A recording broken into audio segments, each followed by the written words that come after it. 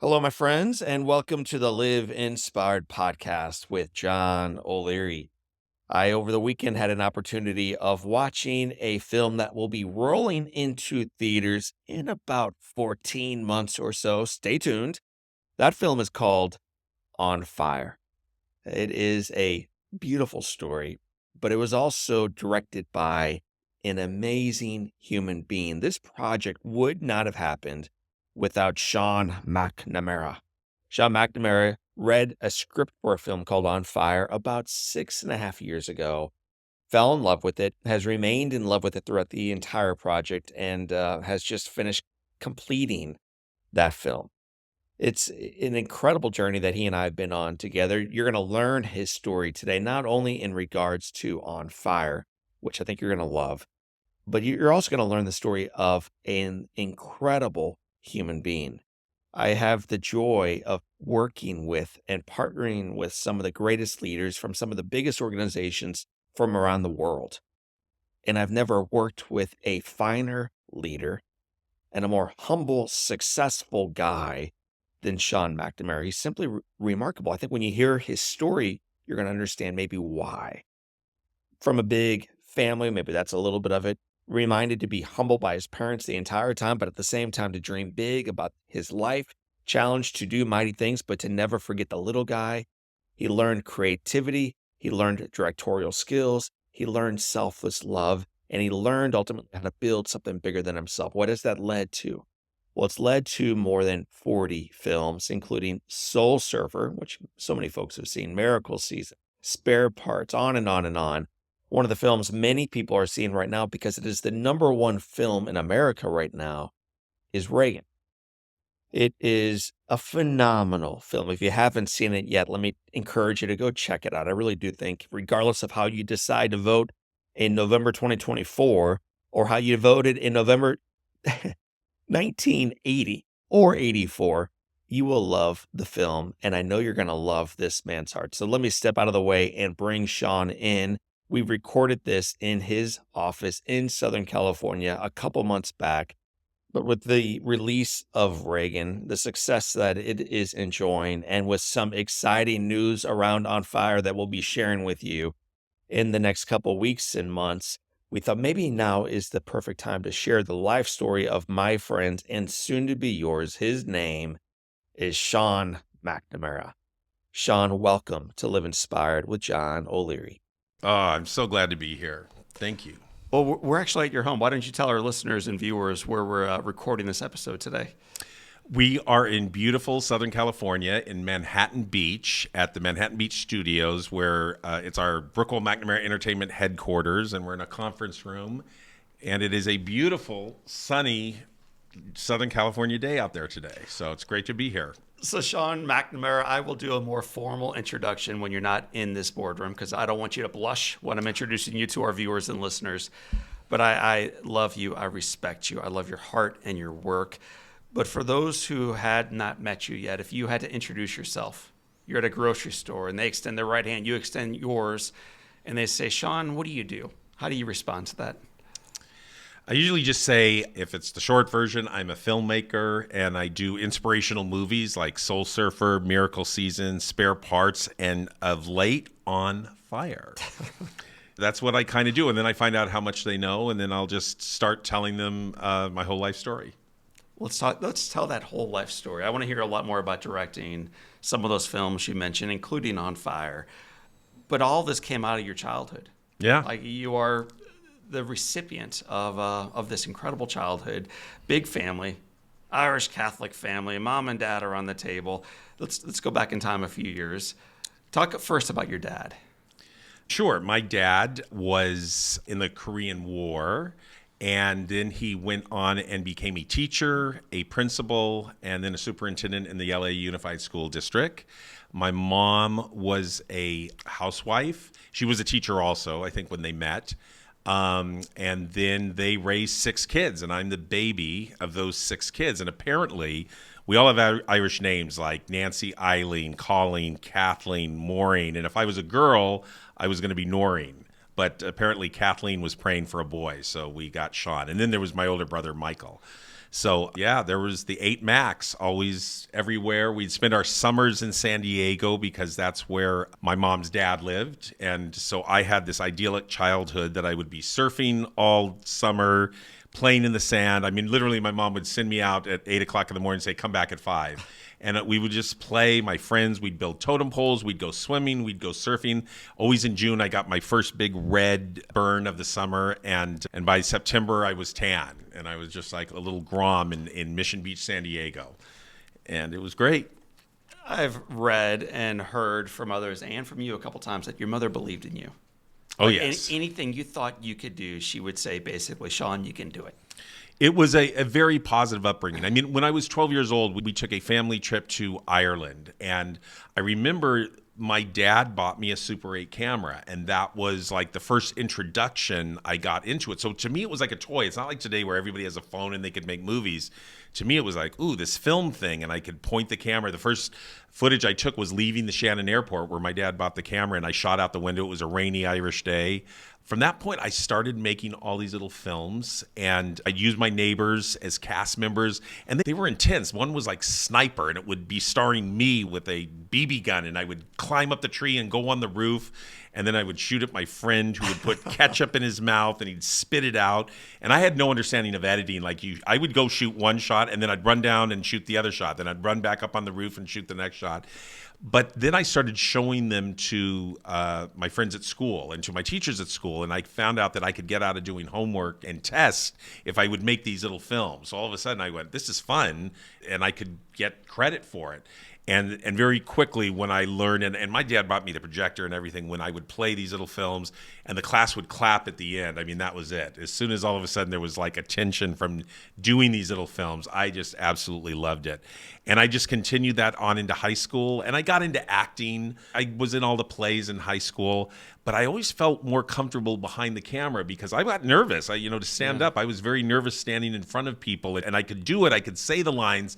But I'd always hear the actors saying, oh, I felt so at home up there. And it was just so beautiful. And I was like, I feel nothing but like I'm at home when I'm in front of people. I feel really nervous and really scared. I think I did hair my senior year of high school, and that's when we were supposed to be doing nude scenes. And of course, I was wearing Speedos or whatever. But after that, I was just, I don't know if I can keep doing this. I want to get into a school that had like cinematography in it. So I ended up going on to Loyola Marymount University and to Santa Clara University, taking film, television, theater history. I did plays. I did musicals. I did Jesus Christ Superstar. When you say I did Jesus Christ Superstar, you performed, put on, produced? Well, in high school, I performed in these ones, but in college, I directed them. And I really enjoyed that. And I would just get all my friends.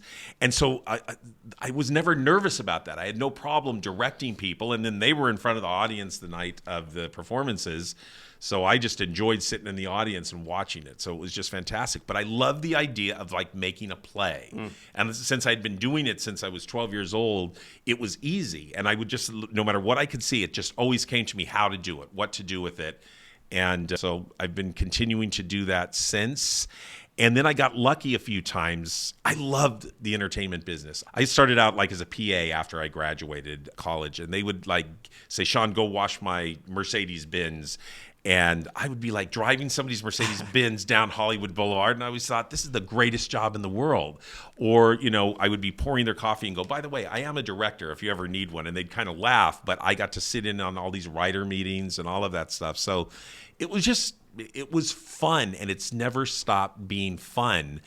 And at one point, my boss said, I got $500 and my brother owns the Hartford Modern School of Welding. And could you just put a slide up on the screen and just, do that for my brother? And I went, sure, but can I use all this equipment you have? And he said, yes. And I said, can I use all these sets you have? And he said, yes. So literally 3 or 4 weeks later, I produced, directed, and wrote 6 commercials, and it was like Flashdance with people welding and all of this welding fire coming from the sky. And whoever had a Porsche at that time would say, can I borrow your car for like a half hour? And I'd have the actor drive up and pull his hat off and go, Hartford Modern School of Welding, go for it. And I played these 6 commercials for my boss, and his jaw was on the table because he only gave me $500. And I did fully produced commercials because all my buddies worked for free. And mainly what I did was just buy lunch. So the next time around, he says, I'll give you 5,000. We're going to do these PSAs. And he goes, I want to do it for Special Friends of the Children, which was an organization back then, and the Salvation Army, and Mothers Against Drunk Driving. So same thing. I said, can I spend it the way I wanted? And it was actually during the 1988 strike. And I wasn't Directors Guild or Writers Guild or anything, but I got all my friends, and I used 35 millimeter cameras by this time. It was getting big time. And I shot these 17 commercials on the back lot of Universal because just nobody was there.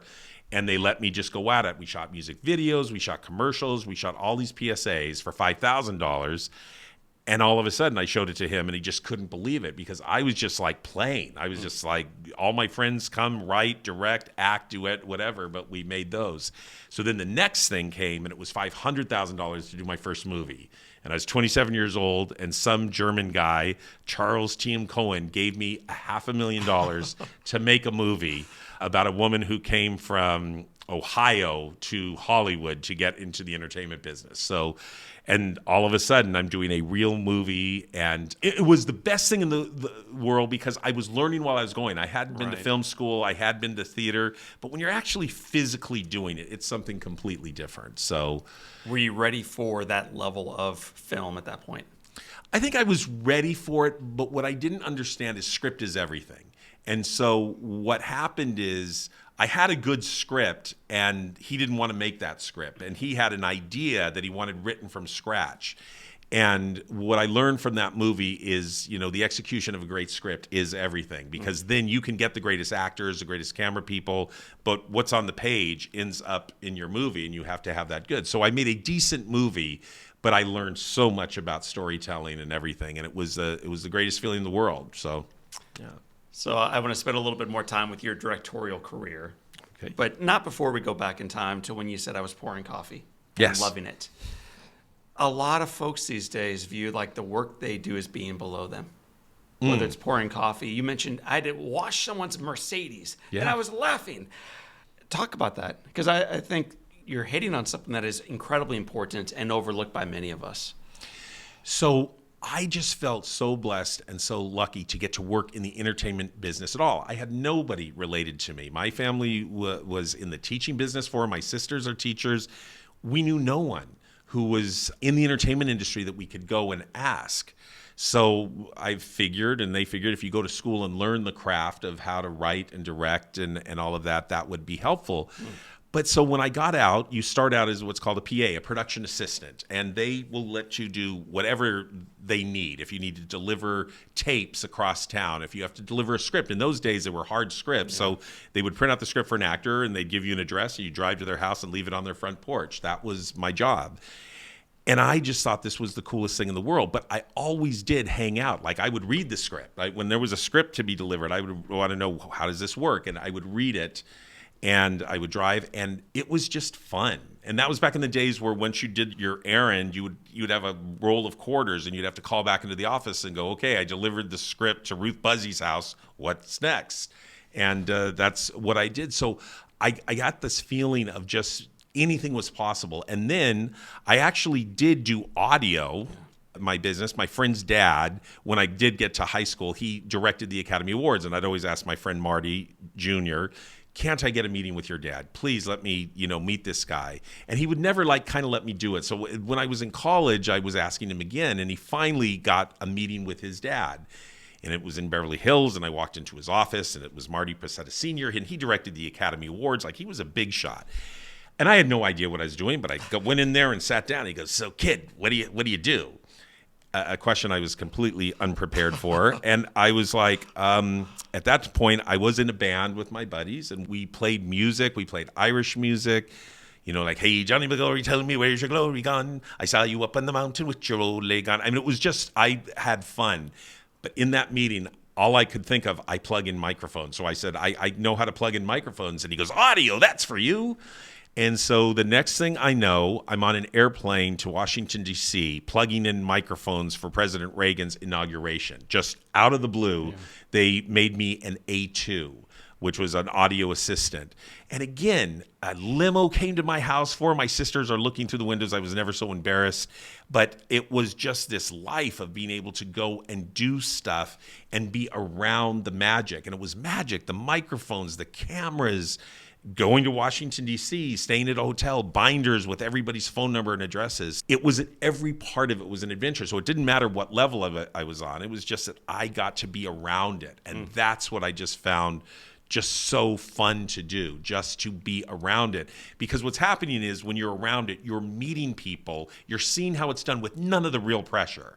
None of the pressure of once you get the higher jobs, the next job's up. And I think people think that they can come in at the top and do anything. And I'm imagining some people can, and maybe they just know more from high school. But what I liked is I started at the bottom and I learned a little bit about everything. I learned how important it was to get a script to an actor's house, how important it was to plug in a microphone and that microphone actually worked when the actor would start to speak. And so once I learned those things, I got a job with a little bit more responsibility. And that each time it grew. So by the time I got to the next job, I might, when I was a PA, I worked myself up to a coordinator, an assistant coordinator, then a coordinator, and then like a production manager. And I slowly worked my way up. But I did the job for a few months to a year of learning every way. So by the time I got to the next job, I knew what I was doing and was pretty solid in the craft of what that was. But it always came back to I just wanted to direct. For just some reason I wanted. And people always go, oh, it's because you wanted to boss people around. And I go, that's not directing. Directing is you just want to tell stories and you want to tell them your way. And so you read scripts and you go, that would make a great story. And how would I tell that story? So I used to love to also watch movies. I mean, I grew up after school coming home and just watching TV. Like my kids play video games now, probably much better for them. But I would just drop in front of the TV, watch Gilligan's Island. I would watch Star Trek. Whatever was on after school, that was my education. I remember my mom used to go, I don't know what kind of job you're going to get if you just watch TV and movies all day. And now I cut to my life now and I go, well, I watch TVs and movies all day, and now I make TV and movies all day. So it kind of worked out. You idolize, I understand, Steven Spielberg. Not a shocking name to hear, but what was it about Spielberg's work you looked up to?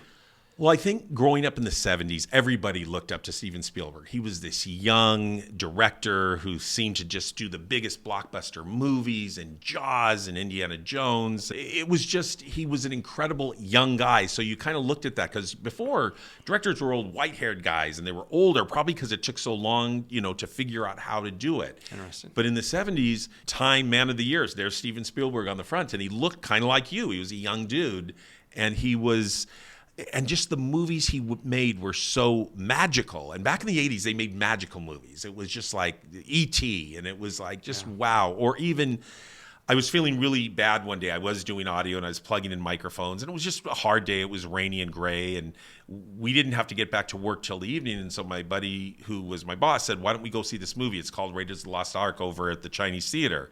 And I was like, oh, okay, whatever. I'd never heard of it. Walked into that theater, 2 hours later, came out so pumped and so happy.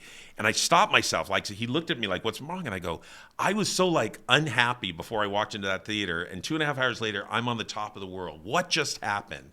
And that movie just happened. And Steven Spielberg, directed it. And I was like, from that point on, I want to do stuff like that. Just whatever he did to me, I want to continue to do. And it just reminded me, just keep following your dreams and you can do what you want. But for me, it was starting at the bottom and learning every little bit. So on films and television, I would do any job I could do. I would be a script supervisor. I'd work in the costume department. I'd work in the camera department. But then I'd just ask questions. So what kind of microphone is this? Or what kind of lenses are those? Or what does that do? And I found that most people who were cool would want to say, well, this is a Shure lens and it's this type of thing, or it's this type of camera and you've got a 35 millimeter lens or a 50. And I didn't know what that meant exactly, but I would just ask questions. And then I'd see the 50 millimeter lens up and I'd look into the monitor and say, okay, that's what a 50 millimeter lens looks like. So I started on somebody else's dime with no pressure on me, learning what everything was in the real world and professional, not just like out of a book in being a student filmmaker where you're just like making your way through it. I was really on real sets with real people doing their craft. And I guess I loved being a student. I was a straight A student to anything to do with film and television. Anything else, I was B's and C's. I was not. But when it came to film and television, I loved what I did and I was passionate about it. You mentioned Spielberg as being someone you idolized, looked up to the work that he created. Yes. What about from a directorial chair, when you were doing sound and lighting and props and everything else you did? Who was a director that you worked alongside of, and you just saw the way they directed, they led, they envisioned a project forward and brought it to life? What was it about the way they directed that you wanted to model? Okay, so the director of Animal House, I shadowed him on a TV show called Topper. And there was a lot of visual effects and blue screen back when that was all brand new. His name was John Landis, John Landis. And what I watched him do is after a take, he would go, "Stupendous!" And I could just see the actors smiling, and then you'd walk up and talk to them, and I had to, stay back and kind of watch. And then after another take, he'd show, "Fantastic!" And I just saw these smiles come on the actors' faces. And sometimes he would go, "That sucked." It was all different versions of it. But from watching John Landis direct, I was able to go, he brings this energy to his craft, and he always takes care of the actors first. He lets them know how good they did right away. And I studied other directors who would go, action and cut. And then he would just be talking to his technical crew and not letting the actors know how good they were and how wonderful they were. So I learned that from him, how to be right in their faces and tell them what a wonderful job they did and get them excited about it because, filming is 12 hours a day. It's a long time to keep people up and going. And when I was in high school, one of the other things I was a cheerleader. I mean, I would be one of the yell leaders, they called them back at Loyola High School in the day. But we would do cheers and get the football team and get the crowd, riled up. And I always think I still have that job. I'm a cheerleader for my actors, for my crew, trying to bring out the best of the best that they have to do. And I just love doing that. So when I watched John Landis do it with his actors, I went, oh, so professional people can do this too. And I just thought, wow, this is, again, still the job for me, is just encouraging people to do the best at their craft, because I can't do what they do. But I look at it and I go, I can take your craft and I can put it into my movie and make it work within that and work with the gold they bring. And I tell you, actors and crew, they bring their gold and all they want to do is use it. So you can have as many ideas as you want and you should use them and communicate with them, but don't underestimate what the actors will bring to you, on the set, ideas you had no idea about. And I say they bring their gold and we get to play with it and use it. Mm-hmm. So how do you provide feedback when it's more constructive? You mean to help people if their performance isn't totally there? So it's one thing to cheer, stupendous. It's another thing to say, yeah, that was a miss. How do we make that better? Well, it's interesting. I rarely will go it's a miss, but I say, why don't we try it this way? And this is what I was thinking about that. And it always comes down to some of the great directors go, faster, slower, louder, softer. I mean, as weird as that sounds, as simple as that sounds, that will be sometimes I will have to go to that level. But I've read the script and they've read the script. And one of the biggest things I really enjoy is having a little bit of rehearsal, even if it's a day or two, that we've gone through the script. In theater, you get to do this. You literally rehearse every scene ad nauseum to get it ready for the audience because it has to go live for 2 hours. In movies, they don't always give you rehearsal time, but rehearsal time allows you to discuss with your actors while you're at the reading stage. Try it this way. Try it that way. So that the time you get to the set, there are no surprises. And again, I learned that along the way. It is better to rehearse it. If somebody has a different idea than you, first of all, try their idea out. Generally is going to be better than your idea anyway. But if it's not, then talk to them about what you were thinking. And that way you fix it ahead of time. You've rehearsed it. You've said the words together. You even block it in we'll get a conference room at a hotel or something like that. And we literally put 2 chairs together if they're in a car, or put 3 chairs together and now they're on a couch. And we will run it so that the time that you do get to the set, you've figured it out already. So they will be genius when they do their performance because you've already figured it out ahead of time. Even that word you just used. I think it's the first time today you've used it, genius. Yes. When you get a cut you like and you're ready to move on, you yell out genius. I do. I kind of have two. I have, well, maybe there's now a third one, but brilliant means that was great, but we got to do it again. There was something off. And it could be the actor maybe didn't get their line right, or the camera went in and out of focus, or the sound, dipped in, or something. We have to do it again. And then we do it again. And if it's perfect in all the realms, I say, genius, moving on. And that means it was great. It's time to move on. But it's funny. I did a movie called Reagan starring Dennis Quaid. And I think what Dennis learned with me is once it was genius, that he knew I was happy, he always wanted one more because he wanted to play. He wanted to relax a little bit knowing that he had it in the can and now he could try something different. So I had to come up with a new one where it was savant. Like it was the best. It was beyond brilliant and genius. And he loved that. So there's a new one coming into it when it is that good. After your first movie that you were the full-time official director, what happened next? Nobody wanted to hire me for 6 years. That was my first movie, was Hollywood Chaos. And again, the learning experience, it was an okay movie. It wasn't great. And I had a lot to learn. And so and I just thought, I have a movie that people will just say, let's hire him for another movie and another movie. And what I didn't realize was, as a director, you have to have your next script, your next thing that you're going to do. And you need to have that. So over those 6 years, I started directing for Totally Hidden Video, for Candid Camera. Yeah. So these were these shows that would send me out all over the United States, and I got to direct these little comic bits. And you remember with Alan Funt, Candid Camera, where you would play a joke on somebody. And what I got to learn is what real people reacted to in absurd situations. So what it did is it taught me what really people acted like. So that was invaluable for me to bring back to film with me. Yeah. And I absolutely loved it. And it was a great life. I mean, literally I'd be back in LA in my home for a week, and I was single. And then they would send me off to a city, say Chicago, for 3 weeks. And I would fly in on a Monday. On Tuesday, I'd do my first joke. On Wednesday, I'd prep for Thursday and Friday. And I'd have the weekend off in the city, and I would stay at the Marriott, Courtyard by Marriott. So they all looked the same no matter what city I was in. But it was a way to get to play jokes on people. And the thing about that is everybody was an actor. We would hire actors. The only person who wasn't an actor was the mark, the person we were playing the joke on. And so live, I would have to tell the actors what to say. And I would say this, say that, and over the course of the day, you would work the bit until by the end of the day, you had all your cylinders working perfectly, and the joke would just work incredibly funny. And then there were 3 ways. We'd get people, just random people on the street. Yeah. One where somebody's friend would set them up, or somebody who would come in for like work, and they would need the work for the day. So then they would be brought into this situation, and we would play the joke on them. And it was fun. It was a learning experience, and it really showed me how to get a real performance out of people, even when they didn't know they were being manipulated into giving that performance. Television. Yes. I think I've read that you did more than 500 television episodes. Quite a bit. And I love television because what it does is you have to do it so fast. You have X amount of pages, 7 and 8 pages a day. They want it fully covered, meaning they want wide shots and medium shots and close-ups. And what happens in any productions is things go wrong.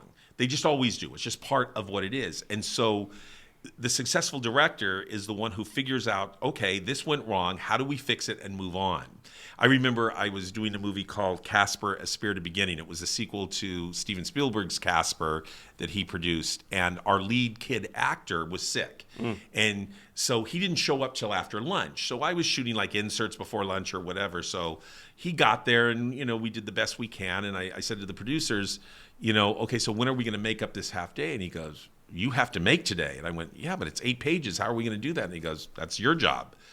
And I was like looking at him like, are you serious? Like, you just took a half a day away from me and I have all these plans and able to figure it out. And he was like, it's your job to figure it out. So I went to the DP, I went to the AD, that's the director of photography, and the assistant director.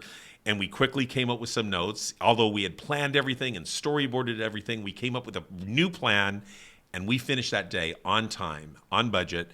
And I was like, okay, so it's possible. But it made my head race at a higher level than I'd ever did. And we had full coverage. It was just different than what we planned. It wasn't exactly that, but we got it in the can.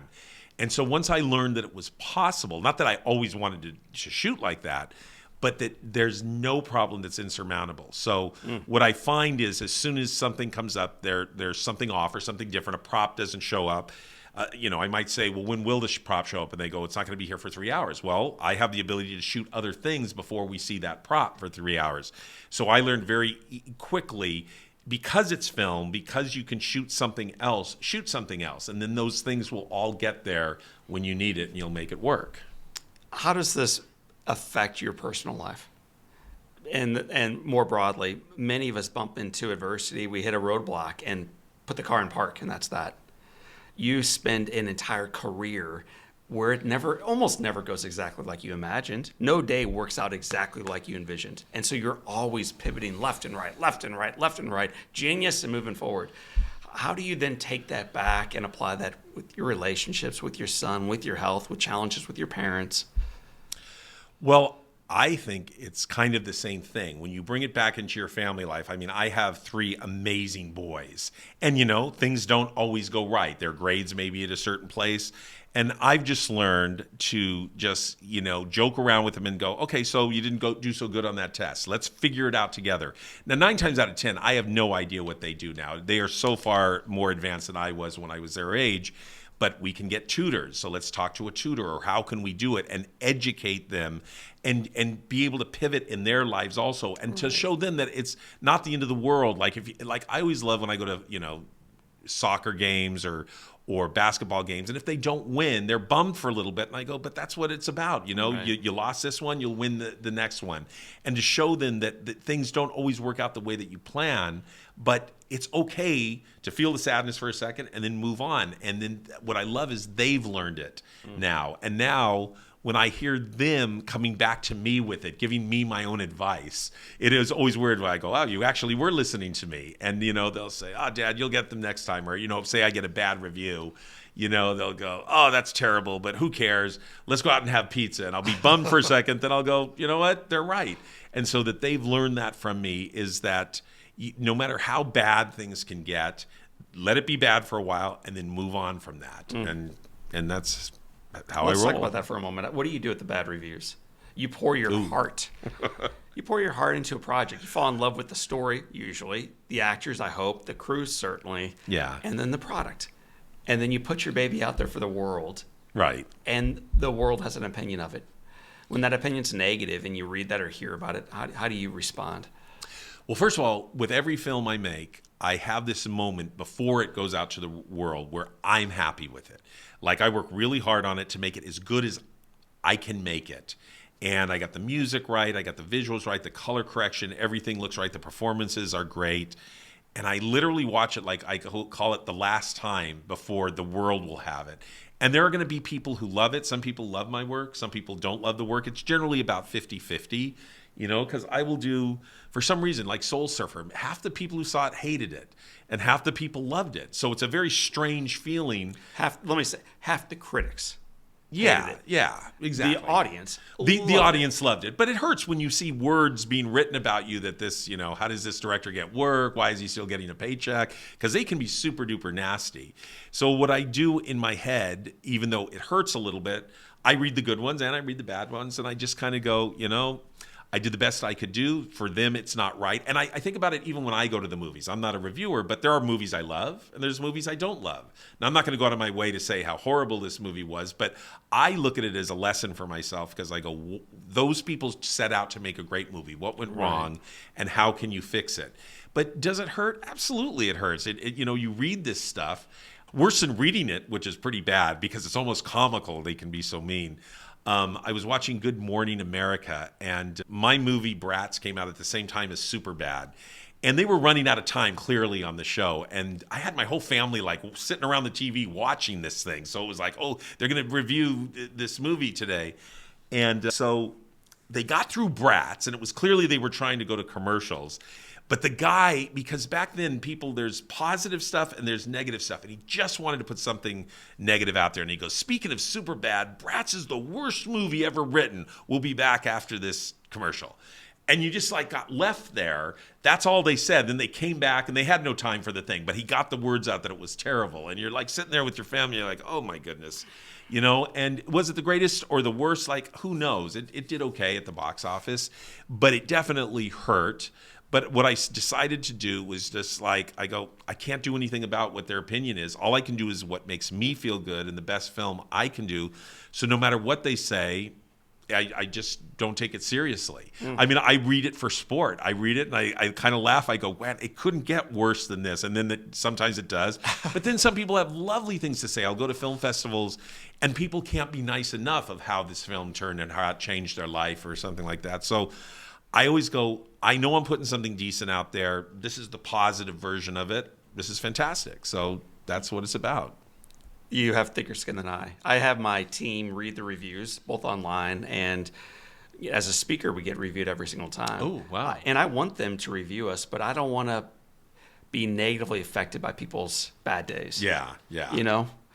But at the same time, you want to take the criticism that is worthy of listening to and apply that to make yourself a little bit better tomorrow than Absolutely. you were yesterday. Yeah. But I find when I'm reading every review, I take the negative more seriously than the positive. I spend too much personal time on the negative, and that's not ultimately beneficial. Well, I mean, I feel you. It's not, look, I've seen you speak before, so that anybody could say anything negative is completely beyond me. Because if you look at movies, people could have a legitimate gripe, and it's just because their taste may be different. But you talk about being inspiring and inspiring others, and you tell your story about what you went through. So this is authentic, it's real. I make different types of films of and how good they are or not how good they are is crazy. I did a movie with Soul Surfer with Carrie Underwood, and she'd never acted before. So she was excellent. She was very good. But you couldn't imagine the haters. So I take it personally, even though it's not about me. I would be upset that they would do that. And then I just realized there are some people out there that I wish I could reach them and say, you don't have anything nice to say, so don't say anything at all. That my mom used to tell me that. So I always enjoyed that motto because, I'll see something I don't necessarily like, but just don't say anything about it. Just kind of let it go. Critics sometimes feel that people want to hear bad things, so they will come up with the bad things. And you do have to just let it roll off your back and just go, it will be there, but generally more people like it than don't like it. And if you can change one life, why not? Why not make movies like that? You're known as an actor's director. How does that make you feel? Well, I think because I went and I acted in high school and college, and I still put myself in most of my movies, just like a small bit. And I understand how hard it is to do what they do. Like, we have these very technical people and cameras and lights and all these things. It's very unreal. And then they have to go in and give a performance. So with the rehearsal, out of respect, working with them, it shows that I respect what they bring in. And I always say, read the script and bring me your stuff so that they feel like encouraged to do that. I've heard other directors say, no, don't do that, or no, don't do that. I will always let the actor do what they want to do. I might say, can you also try it this way as well? But I hear that other directors won't even let the actors give any shot of what they prepared. And I'm like, I don't know how to work with that, because I've been able to work with the cream of the crop as it comes to actors. They are so good, way better than what I could do. And they do it, and I just encourage them and just say, keep doing that. And I think that's why I get an actor's director, is because I listen to them and I let them play. I let them do what they want to do. And so that makes them become better, more relaxed, and give a better performance. And I give them the time. I'll even come up to them and say, this is an emotional scene. You may have to cry. Do you want to start with the close-up, or do you want to do the wide shot where we might not see the tears? And like some people say, no, I'm feeling it right now. Do the close-up first, so that they have all of that out there, because sometimes the tears will go away. But now we're back in the wide shot, so we don't see close to their eyes and stuff like that. But sometimes they say, I'm not feeling it yet. Do the wide shot first, do their coverage first, and then by the end, I will work myself up to get emotional. Because it is a craft. It is not necessarily real. Like, I honestly don't care if they're really emotional or not, as long as it looks like they're emotional. And that's what people have to get. Like, some actors... And I always learn this from kids. kids, you could be doing this death scene and it's just the most horrible thing and they're crying and bawling and you'd say, cut, lunch. And they'd go, okay, what's for lunch? And you'd sit there and you'd go, like, they had no trouble breaking out of it. Right. Whereas other people, you'd have to hold them for 10 minutes after the take as they're shaking because they lived the experience. Yeah. And so every actor is different, and you just take each actor as they do it. And that's why rehearsal is good, because you get to learn that actor and what they need and what they want in order to get the performance. For example, I've worked with actors that don't want to wait between takes. They just keep it moving. Because when you say cut on a movie set, usually it takes 5 minutes before everybody gets the makeup back on and the hair. Some actors just want to keep going, so they'll say, just keep it rolling. And I'll say, okay, everybody go back to one, and we roll it again. And then they want to do it right away again because they get the rhythm of it, and they don't want that start and stop feel. Yeah. So that's their version of doing it. And I quickly tune into that and say, this is how you're going to do it, and we'll do it that way. And I always ask the actor, tell me how you like to work, and I will work that way for you to get your performance. You did the sound for the inauguration for Ronald Reagan. Yes. 40th President of the United States. Yes. My understanding is your 40th movie is called Reagan.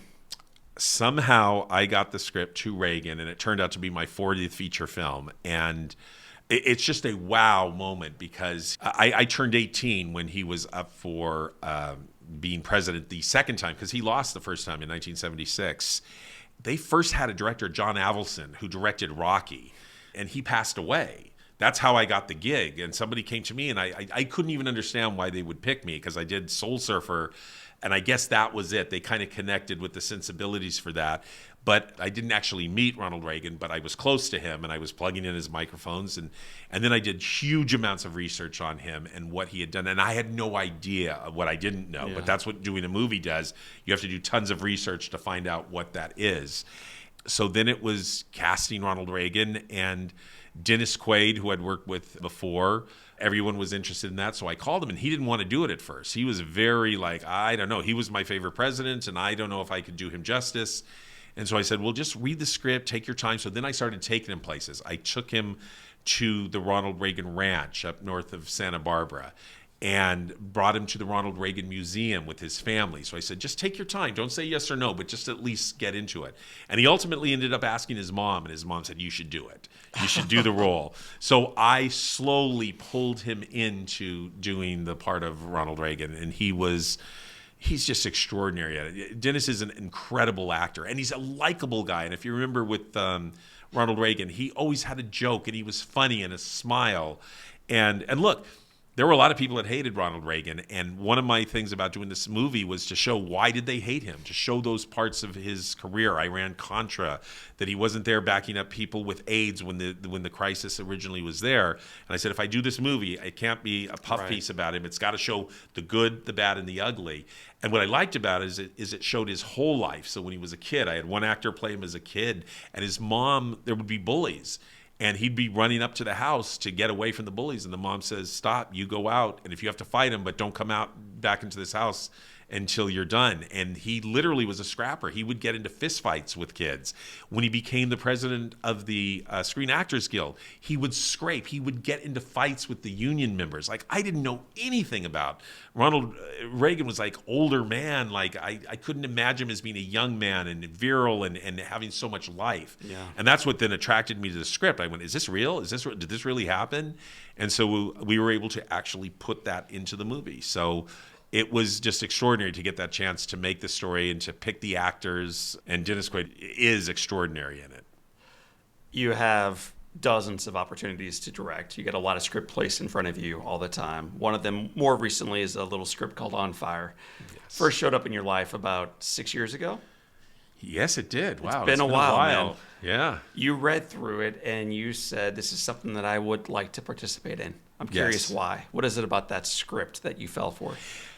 Okay, so generally, when I read a script, it happens in the first 10 pages that I'll kind of know that there's something about this that gets my attention. The character, the way it's set up, but there's something that I like about it. And I have no idea. I hadn't read your book yet. I just read a script.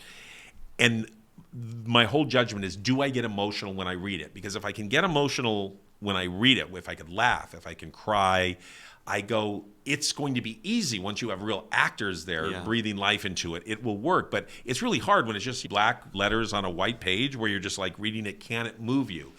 And when I read On Fire, I was moved so emotionally, and it was incredible. There were just scenes in it that like I couldn't believe. This young John O'Leary that caught himself on fire and ran through the house and was basically going to die. And his mom said, "Do you want to live?"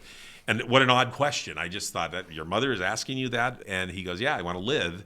And for some reason that stuck in me. And I think it was in the first 10 or 20 pages that it just caught my attention, which kept me reading and reading. And then all the characters that came to like this wonderful, it was an Irish Catholic family. So I connected to it to a little bit. And then what happened in the hospital with the nurses, and then Jack Buck. I grew up with Vin Scully out here with the LA Dodgers, so I didn't really know about Jack Buck, but I quickly made the association, the voice of the Dodgers, the voice of the Cardinals, that, okay, I could connect to that. And then I started doing the research on him. And it was like, wow moments of this. Why would this Jack Buck come into your life? And I'm not exactly sure ultimately why, even after having done the film. The why of it, I'm not sure. But the fact that he did it Right. is inspirational, and we should all be doing the things like that. And I try to instill that into my children to do, we live in Los Angeles. There's tons of homeless around. So all I got is I go, let's go help build bags and go help, the homeless or something, because you got to do something. You got to give back in any way that you can. And I go, here's Jack Buck, who heard the story, your story about what happened to you. And that sort of man inspires me. And I think if I can tell the stories, it will inspire other men to be like that, to pay it forward, to do things. And that's when I originally read the script of On Fire, his character really jumped out at me. Yeah.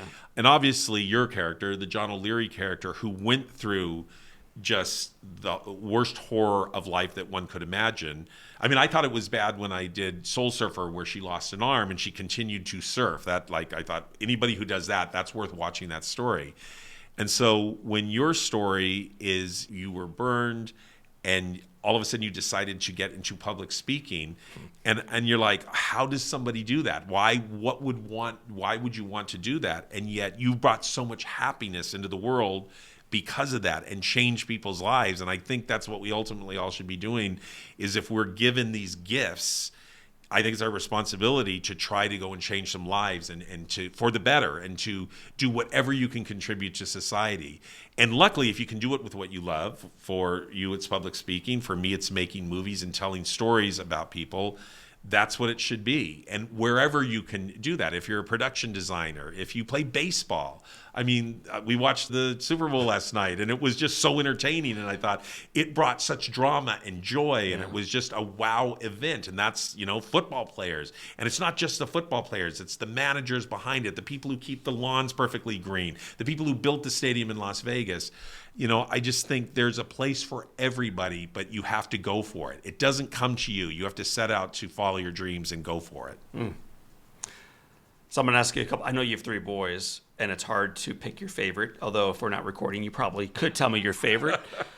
We won't do that today on this recording. But when you look at the movie, when you were shooting in real time, was there a moment where you're like, oh my gosh, I can't believe I'm doing this right now, that we have this backdrop, we have this actor, we have this moment, we have this scene that we're capturing?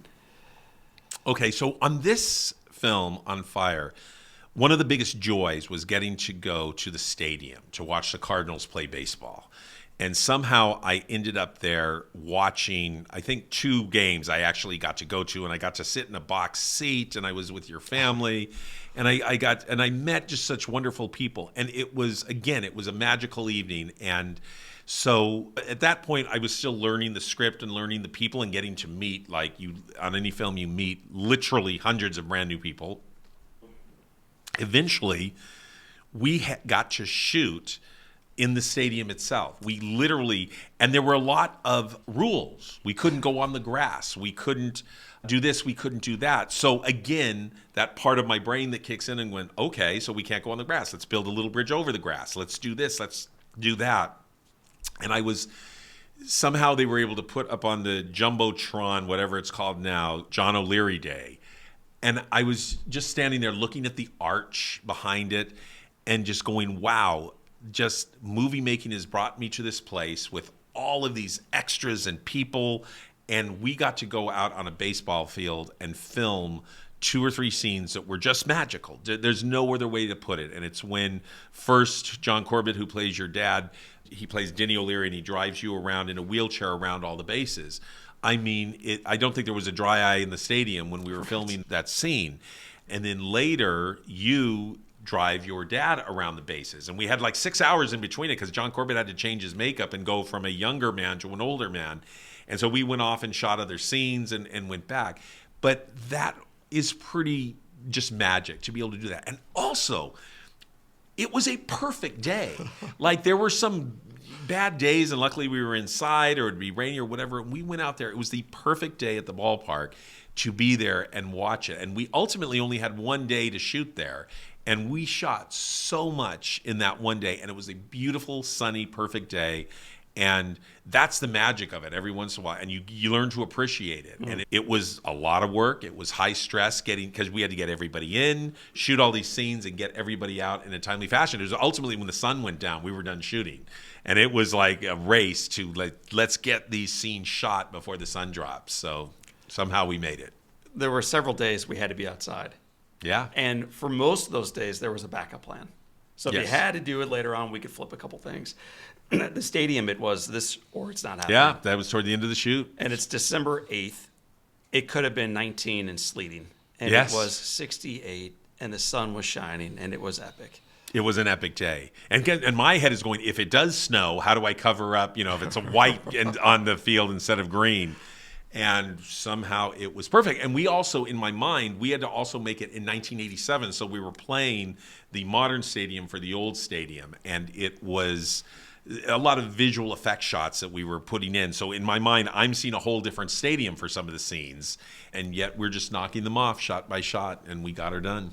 When audience members in droves of millions and millions and millions eventually go into the theaters to watch On Fire, how do you hope they're moved through that experience? You talked about, John, I was having a bad day, 3 hours off on the sound, went into Steven Spielberg's movie and came out changed. Yes. How do you hope they leave this movie a little changed? Well, I think they will, because I've gotten the experience to not only read the script, read your book, listen to your book, and watch you actually speak to audiences. So what this does, this film captures everything that was in the script, the book, and your live performance. It's all there. So when people are moved at your live events, those elements have now come to life in this feature film. So I think they will be moved dramatically in a way that will want them to go, look, my life may be challenging and hard, but I can see what John O'Leary went through, and I think I can follow my dreams. If he was able to break through what he had to go through,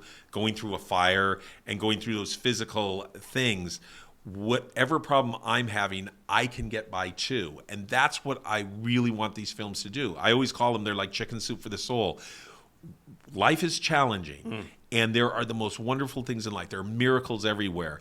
But you have to just keep recognizing that you can follow your dreams and follow your passions. And I think what's going to happen is, for me, it was Rocky. I wasn't a boxer when I was 12 or 13 when I saw Rocky, but I remember just seeing that movie and so inspired. I was like, I even started jogging the next day, and I was like, I'm going to do something with my life. And by that time, I hadn't figured out it was a filmmaker. I want people to walk into On Fire, see this incredible story about you, your wife, your kids, your family, and how a whole community came together to help you get through this incredible ordeal, and then come out the side happy, healthier, and in deep gratitude for what happened. I don't think enough people look at setbacks in life and go, well, what did this teach me, and how can I go on from there? That is huge to learn from this movie. And I think when people see On Fire, they'll be able to walk away from it and go, that thing that I wanted to do, that painting I wanted to do, that book I wanted to write, that whatever, I think they'll walk away and they'll pull it out of the drawer and they'll start up again, and they will start their passion project. You have an incredible career. You've had a profound impact. You've got a beautiful house. You've got 3 beautiful kids, an incredible family. You're healthy and vibrant and faithful and joyful.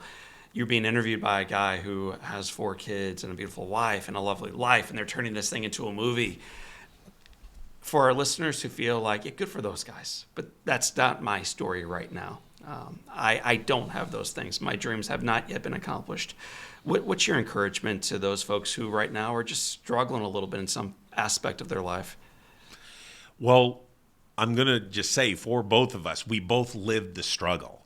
I mean, my goodness, my 20s, there were days that I would try to get a job and I would call everybody I could call and I would write letters, snail mail. And by 10 or 11 a.m., I was done. There was nothing more I could do. I'd literally crawl into bed and go to sleep for a few more hours because I had nothing else to do. So what I did was I read books. I read Tony Robbins' books. 30 Days, Live with Passion. I would read self-help books just to get me through those darker days because they will be there and you can feel like nothing will work. But what I think to everybody who is trying to follow their dreams, acknowledge, own the fact that not every day is going to go perfect. But if you can do a little bit towards your goal, and not even by a day, like maybe this week, I'm going to do one thing. I'm going to go get that article at the library, or I'm going to download it from Google or something like that. Do something. And if you can do something, and I met so much failure. That's the thing. People see the result. They see the top of the iceberg. They don't see the years, the hours that it is such a struggle. But in the struggle, I found happiness. So when I would struggle, I would struggle with other people, and we'd go off and we'd dream. I'd say, let's go to the movies together. And then we'd go to lunch, the cheapest lunch you could find or whatever, go to McDonald's or whatever. But we would talk and go, if I were going to do this movie, this is what I would do. Ultimately, I go, miracles happen and you can never give up. But when you're living through it, oh man, it is hard and it takes years. And I'll be honest with you, I've been doing this for 40 years. There are still days where it just seems like nothing is going right or so forth. And I'm like going, okay, but go back to what I did in my 20s. Do something that makes you happy. For me, it might be just go to a movie and just watch it. Or take my kids out and just go for a walk with them and talk with them. I mean, there's scenes that you have with your dad in this movie where he gives such great fatherly advice. So I will go out with my kids and say, hey, what's going on with school? Whatever. But just talking to them is enough, because I might be having a bad day and this project's going wrong and this is not going right. And I try so much to get that. And sometimes I just got to break the mold a little bit and go to someplace else and get my energy back and then go back to the projects. But it's normal. It's normal to struggle. And it doesn't always go right. But half of the thing is finding what you want to do. Actually going, I'm not sure what I want to do. Start thinking about what would make me really happy. Look into those dreams. If it was into baseball, if it was into football, if it's into movie making, dancing, if it's into helping people at the hospital, you may be good at something that all you want to do is help older people. We need those people that can do that. Everybody has their own way of being happy. And I would suggest just try to find a job that you love, that you can be happy with, because then it's not work. Like when I direct, it's not really work. It's just me getting to play with a camera. And I think everybody out there has their passions. I know men that are in their 60s now, and they were bankers, and they've had ups and downs, and now they just bought their first guitar and they're learning to play guitar. And I go, you're in your 60s learning rock and roll for my age people. And they are so happy, and they'll video themselves playing and it just brings them pure joy. Follow and find your joy is what I would say to these people. And it doesn't, when you are down, when it's not happening for you, find something else to just occupy your mind for a little bit.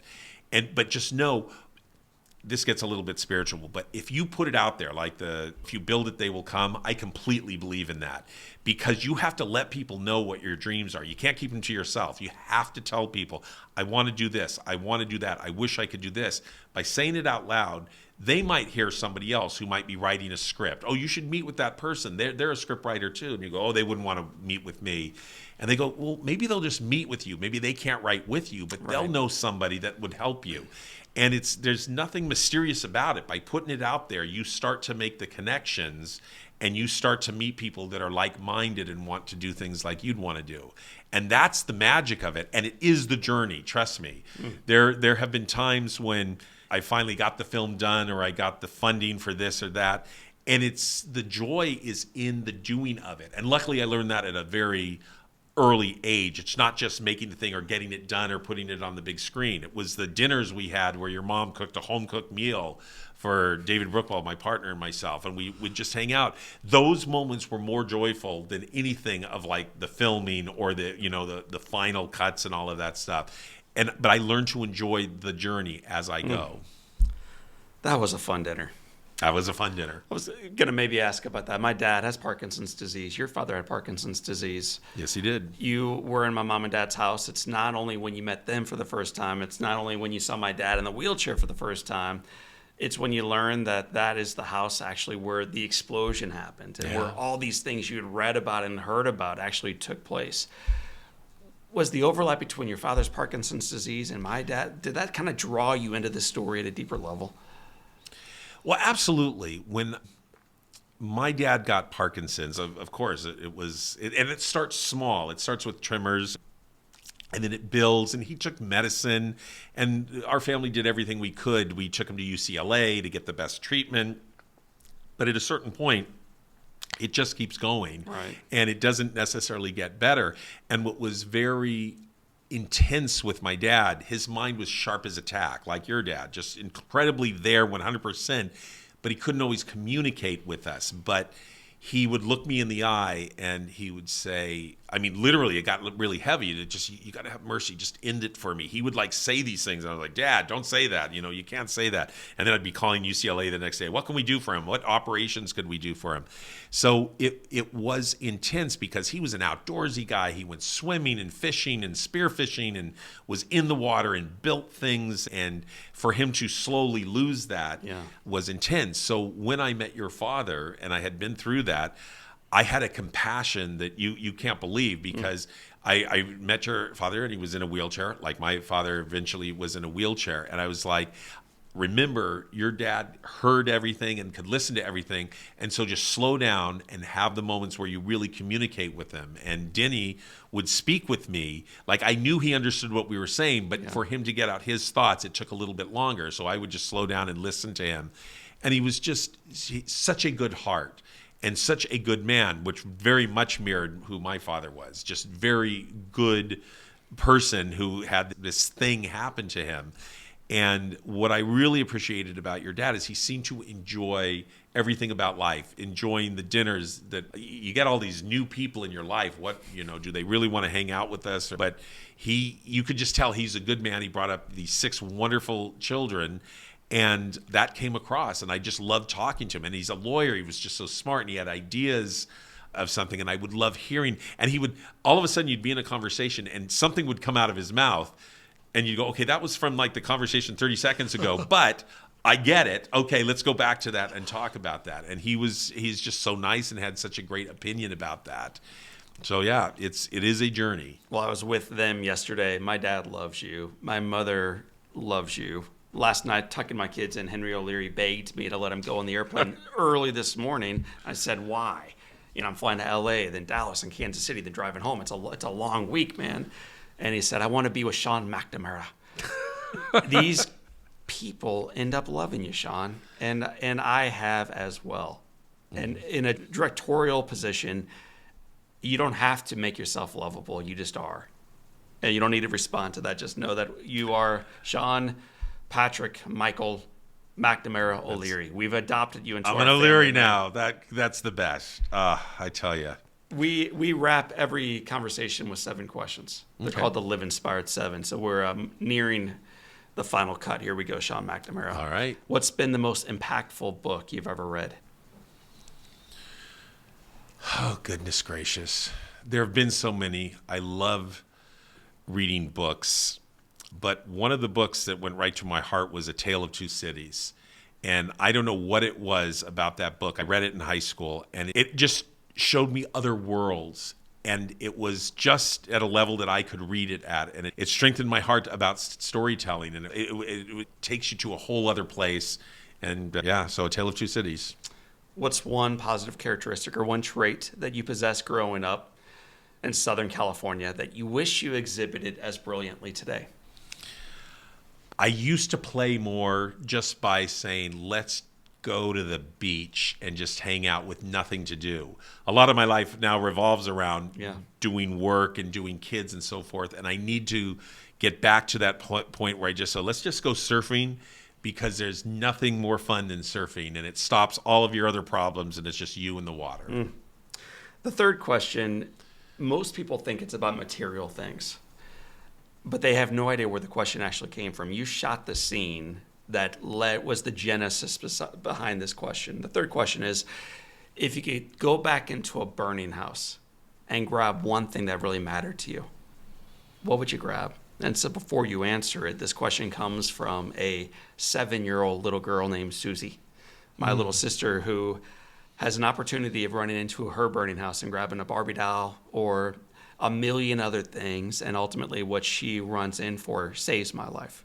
So that's where this question originally comes from. Yeah. So, but for the rest of us, a little bit more mature now, a little bit more years behind us, Sean McNamara, if you could run back into your house and grab one physical thing, all your kids are out, the 2 dogs are out, Bella and Blue are wagging their tails on the sidewalk, and you have an opportunity to do that exactly right now, what would you grab? I mean, and I think about this because I live in Southern California, and there are fires and there are floods and so forth. As long as everybody's safe and everything is fine, I would want to. There are some photo albums that aren't backed up in Computerville. They were from my childhood, and they just bring back wonderful memories. And I think I would grab some photo albums that are just filled with just familiar memories of my family, my mom and dad, that are irreplaceable. It's interesting because my business partner, David Brookwell, he had his apartment burned down when he was in college, and he lost everything. And he said it was terrible at first, and then he said it was cleansing. I'm just starting from the beginning. And but everything he had, his earthly possessions at that point, at like 19 or 20 years old, he did lose. So the only thing I could think of is to keep the photographs, because as long as my family is good and I'm healthy, there's nothing in that house that I really need, because as long as I have my health, I can start up again and I can keep going. If you could sit on a bench on a gorgeous day and have a long conversation with anyone living or deceased, who would you like to be seated next to? I think John F. Kennedy. I don't know why, but I would just love to hang with that guy and talk about, I just watched how he ran the country at that time. And now I saw him one way as a young kid, and I see him differently now as an adult, and the pressures he must have been on and what was going on in the world. We forget that all the pressure that's here that exists today was back then also. And that's somebody who I look at, who I go, he was bringing such goodness around, at least my point of view. I know there were some people that didn't like him, but how did he do it? How did he live the life he did with trying to do, ask not what you do for your country, yourself, ask what you can do for your country. I'm getting the quote all screwed up, but I always looked at that as going, that's a person worth knowing. I love the fact that you just made a movie on Reagan, and half of our listeners are high-fiving you, and the other half just turn off the podcast. And then at the end of the conversation, half of the listeners are high-fiving Kennedy, and the other half are turning it off the podcast. Yeah. And it's this idea of being open to the opinions of people you might otherwise disagree with. Yeah. I mean, we have to learn from folks of course, on the other side of the aisle. And my problem with Fox and MSNBC is they are forcing you to listen through one lens. Yeah. And it will lead us down a very dangerous path. I think we're already traveling. But I grew up at a time, politics or whatever differences are, people could be friends and be okay with the differences that, you have differences. And what do you do with people who are different than you? You learn from them. Right. And so I always found when people had a different set of values or ideas but could communicate why they felt that way, I could at the end of it go, I don't necessarily agree with you, but at least I understand you better. Right. And we're all human. We all face human things. And I think just being able to sit and look at life through someone else's shoes and allow them to tell their point of view and not cut them off. We've lost that gift. I mean, that's one of the things in Reagan. He says, we're going to fight like heck all day, but at 6 o'clock, we're going to go have a drink. And because we keep the fighting at work, but I want to get to know your family, you want to get to know my family, and we will learn so much about each other if we just learn to communicate. What's the best advice Reagan, Kennedy, Mom, Dad, Spielberg, or anybody else ever gave you? So the best advice Sean McNamara ever received is? It's ultimately, I think, especially like from my mom, is like forgive and move on. She goes, you can't always forget about it, but if you hold on to it, it will ruin you too. So if somebody does you wrong, forgive them and then just move on. Get on with it. And that has been great advice.